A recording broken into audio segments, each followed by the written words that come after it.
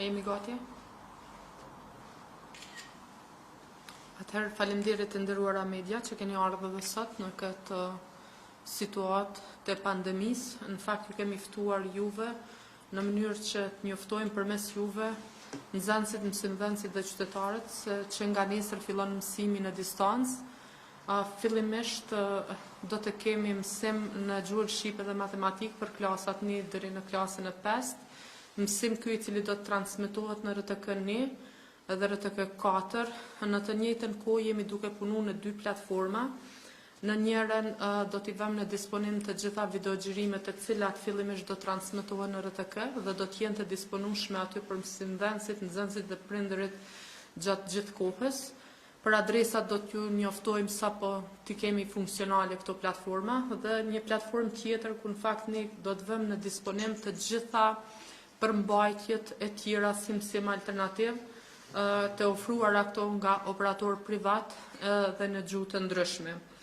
Ajo çka ne kemi punu gjatë këtyre 10 ditëve ka qenë në disa rrafshe, do të thonë fillimisht kemi punu në mbledhjen e materialeve dhe prodhimin e videogjërimeve, siç e dini në shkollën model po punohet intensivisht në xhirime. Siç e thash, gjatë javës së kaluar kemi prodhuar materiale për klasat 1 deri në 5, ndërsa gjatë kësaj jave, që nga e hëna dhe ditët në vazhdim do të prodhojmë materiale për klasat 6 deri në 9, e ma vonë do të hyjmë edhe në gjimnazë dhe shkolla profesionale.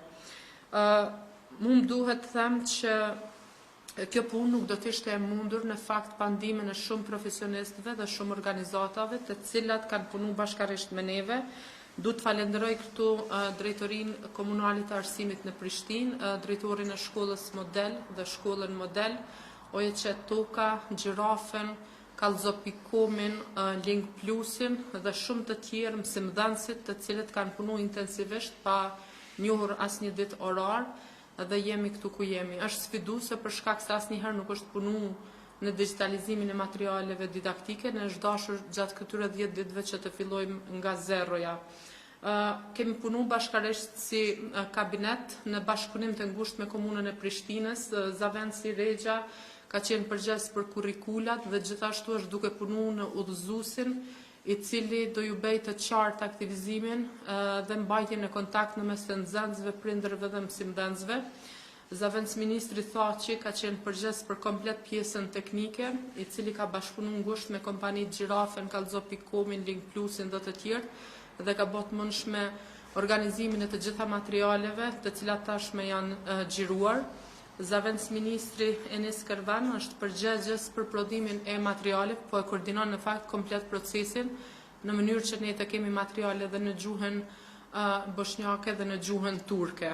Ndërkohë, si Ministria e Arsimit ju kemi bërë ftesë edhe drejtorive komunale të Arsimit të komunave të banuara me serb, që edhe ato të dërgojnë mësimdhënësit e tyre në mënyrë që ne të mund të prodhojmë material sipas kurrikulave të mashtit në gjuhën serbokrate.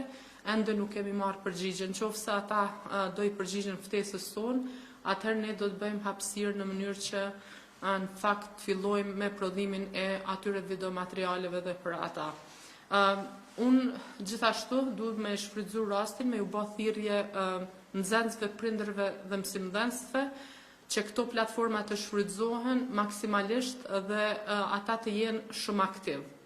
Nëse keni pyetje, në fakt fjalën po ja kaloj drejtoreshës së komunës së Arsimit në Prishtinë, sepse ka kryer një punë shumë të rëndësishme dhe ka bën organizimin me gjithë mësimdhënësit e komunës e Prishtinës, mandej nëse keni pyetje për çështjet e kurrikulës dhe komunikimin ose për çështje tjera teknike dhe të komuniteteve, kemi këtu zavends ministrat e cilët mund të përgjigjen. Faleminderit. Faleminderit ministra. Fakt ne komunës e Prishtinës, pasi që jemi edhe kryeqendër, na ka barra e organizimit apo furnizimit themi me mësimdhënës të Ministrisë së Arsimit, që fatballësisht mësimdhënës të cilët ne i kemi propozuar, të gjithë me shumë dëshirë ju kanë përgjigjë ftesës dhe kanë punuar, kanë dhënë maksimumin, edhe pse nuk ka qenë lehtë, ashtu si tha dhe ministri, është hera e parë që kanë përvojë ndoshta me kamera dhe kthimin e materialit në digital. Mirë po ju kanë përgjigjë ftesës me shumë vullnet dhe janë duke dhënë maksimumin, duke punuar me shumë vullnet, është shumë e rëndësishme, ndoshta të cekën edhe për opinionin, se shkolla është e mobilizuar shumë mirë, janë duke bërë dezinfektime çdo ditë. Dhe mësimdhënësit janë duke punuar në kushte të mbrojtur, domethënë jemi duke punuar edhe për shëndetin e tyre, që mos rrezikohet shëndeti i tyre. Besoj që ka më ofruar një material i mirë nxënësve, vetëm na mbetet ne komunal që të koordinohemi me shkollat dhe me mësimdhënësit dhe me prindërit, që në fakt këto materiale të cilat i marrin fëmijët, të mësojnë dhe të komunikojnë me baza ditore me mësimdhënësit. Ju faleminderit.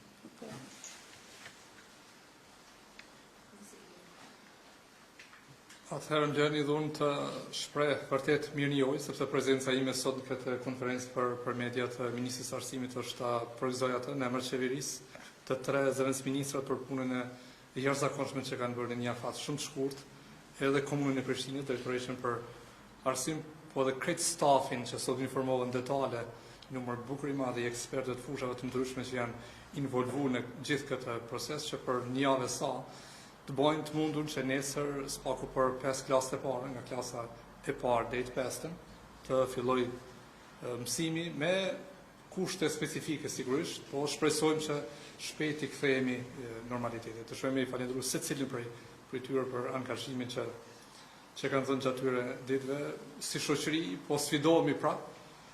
Nuk është hera parë që na është dashur me organizu mësimin tash në kushte tjera, po kemi pas përvojë gjatë viteve 90-a, shumë prej neve që jemi këtu, ose kemi kry gjatë viteve të mësimit në shtëpia, ose mësimit paralel atëherë, ose kanë qenë mësimdhënës disa prej tyre që janë këtu përpara. Ne shumë besoj që do ta kalojmë këtë sfidë me sukses, në mënyrë që nxënësit të mos shëndesin prapë.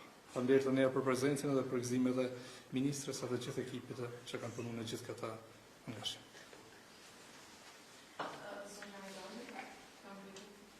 Duke ditur që gjendja në më gjatë të këtyre 2 javëve sa jemi në vazhdim do të jetë edhe më e vështirë, kur pritet që do të fillojë mësimi? Jo, do më thamë sa i përket asaj se kur pritet me u bë kthimi i nxënësve në shkolla, nuk ka mundësi t'ja përgjigje, sepse do të varet krejt, do më thamë, prej shpërndarjes së virusit dhe rasteve që do të kemi të infektuara. Këto do të janë sigurisht rekomandime që një ditë do jap Instituti Kombëtar i Shëndetit Publik dhe Ministrja e Shëndetësisë me një ser mekanizmash që tash në nivel të qeverisë janë kriju për ta mbajtur në mbikëqyrje dhe për ta vëzhguar këtë situatë. Do thotë këtë nuk e dim ne, në fakt nuk po e din askush, po mendoj as në rajon, po edhe më gjerë.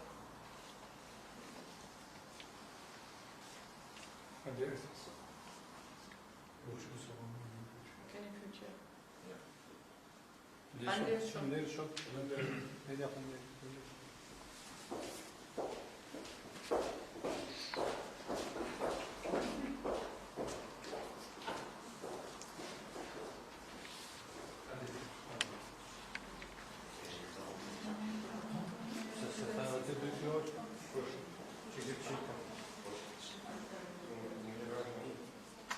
Ma herë.